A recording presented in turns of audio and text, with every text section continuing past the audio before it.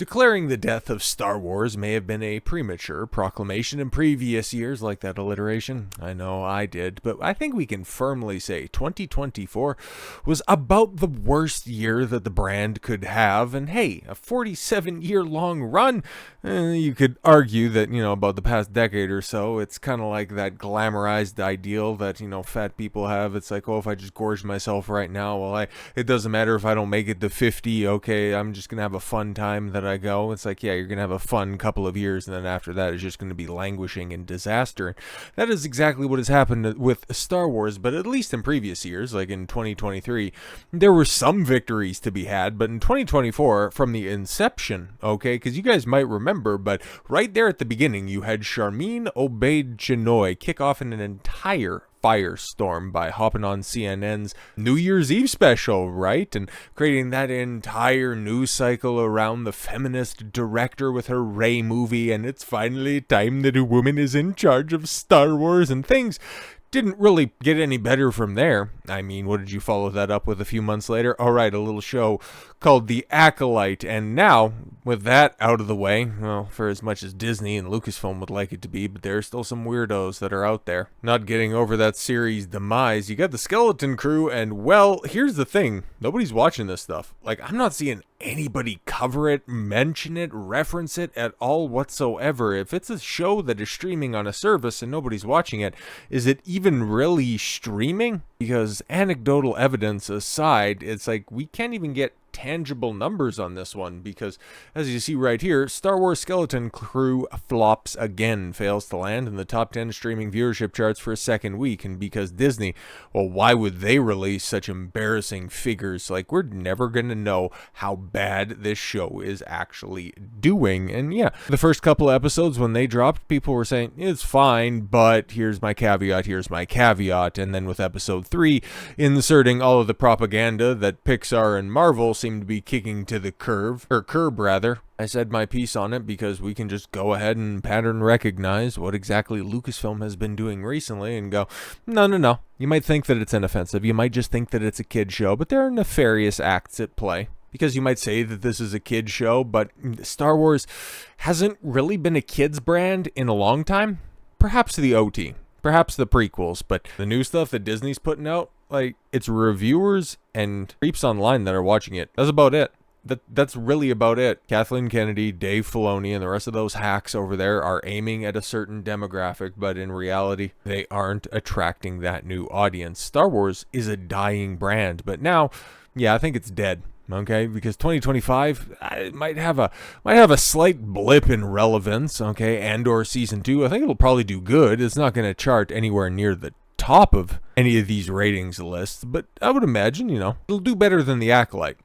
Will it do anywhere near Star Wars was capable of back in 2021, 2020?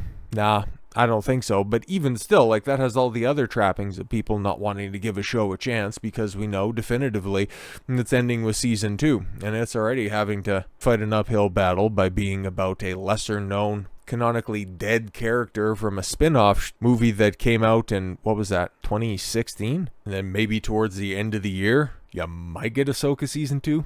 Maybe. But the only thing that is earmarked right now, outside of the animated shows that nobody, nobody's paying attention to the Skeleton Crew, nobody pays attention to those animated projects. That's the only thing that Lucasfilm has on the docket. Until Mandalorian and Grogu, I think in May of 26. Like, perhaps letting the brand breathe a little bit and potentially get some oxygen into its corpse. It might help, but I think they're going to be stunned by how much, or rather, how little that film makes. And then honestly, if they are going to be going ahead with a Rey movie or a Rey trilogy, depending on what happens, I think it's going to happen. It's just depending on what their end game is on that. Is it going to be the sequel trilogy? I'm kind of thinking so. We'll probably know more about that with Star Wars Celebration out there in Tokyo. I think that's in April, but I digress. We should deal with the mishap at hand. Last week, the new Star Wars show Skeleton Crew failed to chart on Illuminate's top 10 streaming originals viewership report. Some chalked it up as a fluke. Well, it was 2 episodes that dropped at the time, so yeah, if it was going to chart, that would have been his most opportune moment. After all, it was only available for 3 days, and a tracked week was the most common Disney Star Wars Defender excuse.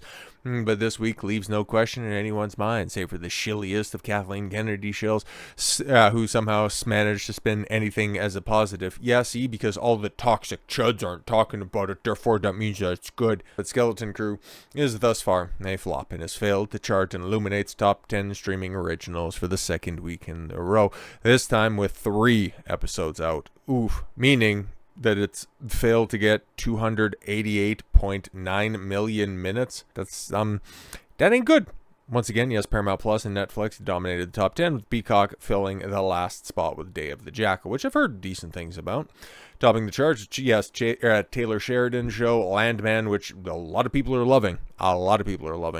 Now, once more, 2 seasons of Lioness, also a Taylor Sheridan show. You don't say. Took up 2 spots on the list. Day of the Jackal tells an interesting story that paints a much more dire picture, yes, for Disney and Lucasfilm.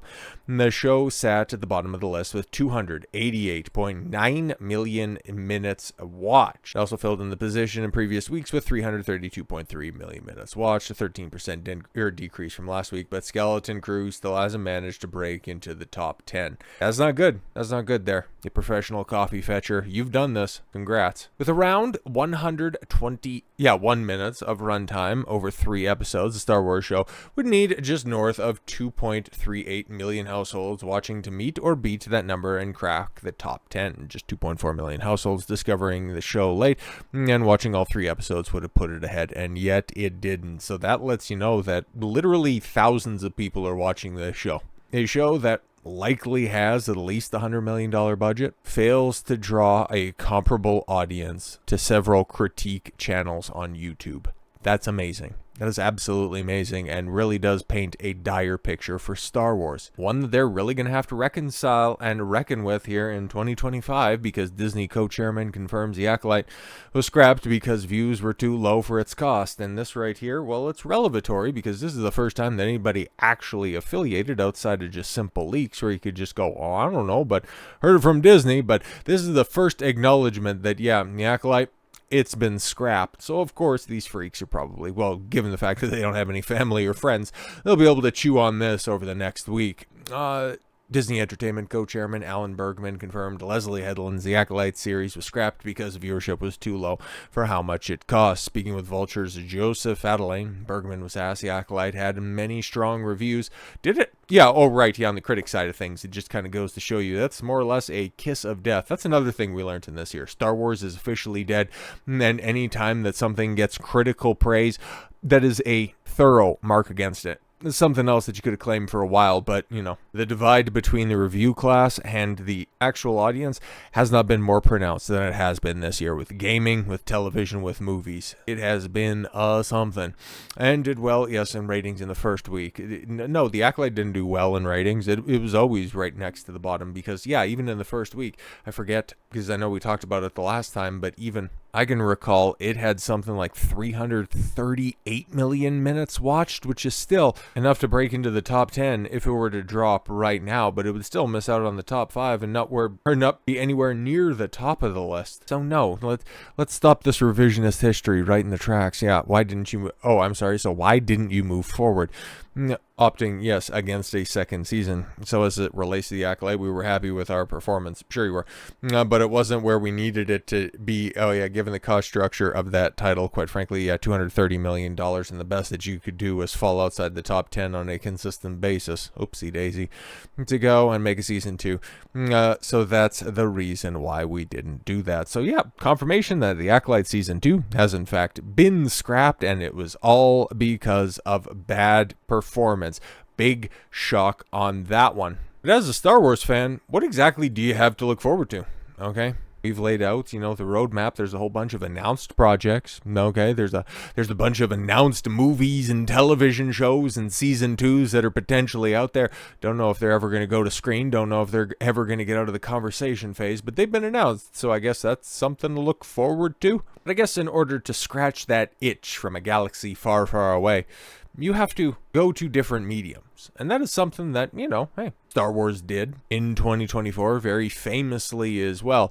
Kind of as infamously, rather, as the Acolyte did, and that would be in the form of Star Wars Outlaws, baby. And, oh man, if you ever wanted to play as Han Solo, but you just really needed more vagina in your life, you could go ahead and play as Cave S, where she, rides the speeder, not terribly well, and, not very terribly to interesting places or anything like that. But hey, if you didn't want to sign up for Ubisoft or anything like that, their Ubisoft Connect or Ubisoft Plus account, you can go over here to Steam, because the game performed so well on Ubisoft's first-party service that they had to come back crawling hat in hand to the biggest platform and, well, put everything on for a brand new release, a pretty steep discount, 35%. I think it was a little bit more reserved than that, but eventually, yeah, they hopped on the winter sale train. And because, hey, it's that time of year, I don't begrudge anybody to put their game on sale right now to stimulate people checking it out. But is that translating over there to Steam? Like, what are the numbers looking like? Nope, apparently not. Okay, I'm recording this Sunday evening, so yeah, over the weekend, 1,544 people checked out this dilapidated game, and well, at least 660 people are playing it right now, so that's something, man. But I think that tells the story better than anything else could, right? Nobody's watching the TV shows. Nobody's playing any of the newest games. And it's so bad for Outlaws, in fact, that there is hidden content in the game, nearly 2 months removed from release, and nobody has even unlocked it yet. That is crazy. Not a single Star Wars Outlaws player has unlocked their own Fathier yet. I think I'm pronouncing that right, or if I'm not, doesn't matter, because nobody, not a single person, and because there's an always online component, Ubisoft knows, massive games know specifically, nobody has unlocked it. It's crazy. Okay, and no matter how good or bad a video game is, if at least 1,000 players are playing it, chances are it has a small but dedicated community of 100%ers. Yeah, this is crazy. Willing to sink hundreds of hours into exploring every nook and cranny, uncovering every single secret, and extracting every last drop of content before ever moving on to another game. Yeah, generally speaking, like, I don't go that in deep with something, but when I'm playing a game, it's like, I'm going to give it the old college try to get everything that I possibly can, unless it requires a just unique set of skills, and it's like, I'm not going to do all of that stuff. Some of my favorite games I have yet to 100% because they're just so ridiculous in some of their challenges. But because I've seen a fair amount of gameplay of Star Wars Outlaws, it's like none of it's that intense, and given the fact that there's, just side quest content that nobody's even bothered to go through, these professional platinum hunters, that's crazy. Okay. In a blog post, Outlaws game director Thibaut Manchin, who, besides numerous other things, was also in charge of the title's mini-games, discussed the in-game Falthier racing, classic horse racing, yes, and betting activity with a Star Wars twist, explaining why the team believed this mechanic was a perfect fit for the game. Oh, kind of like how you had a eating mini-game that just goes on and on and on. It's perfect. Yeah, sure. More interesting, though, that was the secret Manchin revealed in his closing remarks, stating that as the blog post's publication on December 18th, 2024, not a single player had unlocked their own Fathier, something that, according to the game's director, can be achieved by completing a series of short quests scattered around betting stations, which would supposedly reveal an additional quest that brings Kay back to Toshara for a special opportunity. While it's obviously impossible for anyone outside of Ubisoft to either confirm or deny that, the lack of information online about getting and or owning a Fathier or Fathier racing in general, besides numerous repetitive copy-paste guides for how races are rigged and how you can easily win them, seems to confirm Machin's statement. Yeah, as I seen this right here, and it's like, no, that can't be true, and yeah, everything that I see sure seems to believe that. But yeah, screenshot that they have right here in this article paints a little bit more of an optimistic picture than the one that we have right here. But yeah, man, Star Wars Outlaws, it's a disaster that didn't get better with the big old title fix. Okay, the 1.4 update, it's really going to revolutionize things. You guys just wait and see, okay? So Star Wars' failure is complete, and it's getting so bad that it's going off and killing other industries. I mean, who produced this game? Ubisoft. How's their 2024 looking? That could be that would be about the only argument that I could it here for a company, a business, a brand doing worse than Lucasfilm and Star Wars in 2024. Yuck. So with all that said, thank you all very much for the gift of your time. I've been Don Consuelo. I want you to follow your gut and get after it. Take care, everyone.